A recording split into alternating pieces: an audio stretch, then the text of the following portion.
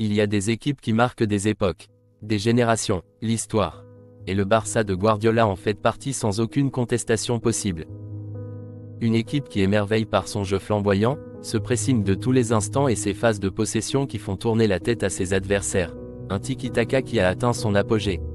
Injouable, comme l'a lui-même reconnu Ferguson, avec des scores fleuves infligés aux adversaires presque à chaque rencontre. Et notamment, un 6-2 au Real Madrid au Santiago Bernabéu. Avec une équipe composée de génies, comme Messi, Xavi, Iniesta, Busquets et des innombrables joueurs de talent, l'idée de Pep Guardiola était de s'appuyer sur ses qualités pour arriver à un idéal collectif.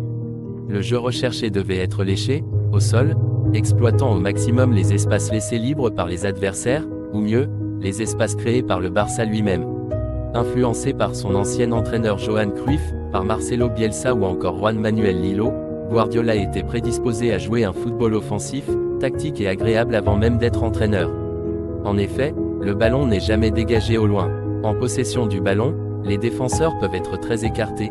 D'après Pep lui-même, le premier objectif est d'amener le ballon sur le côté. Barcelone joue en avançant, le ballon doit tourner au maximum sur toute la largeur du terrain, de manière à occuper l'espace le plus efficacement possible. Si le ballon est conservé une bonne partie du temps, la possession ne doit surtout pas être stérile. Les changements de rythme, les accélérations, les dédoublements sur les côtés sont alors de mise. Avec 14 titres en 4 saisons, le Barça a lessivé l'Europe, en récitant une poésie footballistique à chaque match. Enfant du football de Johan Cruyff, Guardiola l'a emmené dans une nouvelle dimension, faisant de son Barça ce qui restera l'une des plus belles équipes de l'histoire de ce sport. Certes, l'effectif à la disposition du coach barcelonais était pléthorique et peuplé de grands joueurs, mais le pragmatisme du Catalan a aussi permis à ce grand Barça de tenir sur la durée et de garder ses principes. Il aura développé un tout nouveau style de jeu en plus d'avoir fait rêver le monde du foot et gagné les plus prestigieux des trophées. Mais c'est aussi et surtout l'avènement du football dans ce qu'il a de plus beau et de plus profond, la preuve irréfutable que le beau jeu et le résultat sont plus que compatibles.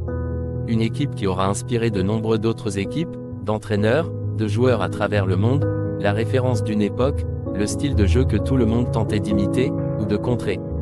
Si vous avez aimé la vidéo, n'hésitez pas à vous abonner, pour que vous puissiez faire partie de la famille Olé Soccer. Merci.